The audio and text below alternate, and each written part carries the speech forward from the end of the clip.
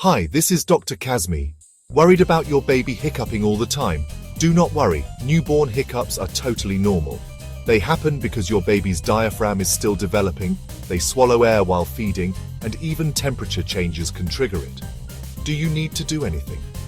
Usually no treatment is needed. They will go away on their own. If you want to help, burp your baby after feeds, and keep feeding sessions calm and slow. Hiccups do not mean reflux or serious illness in most cases. Like, share and subscribe for more newborn care tips.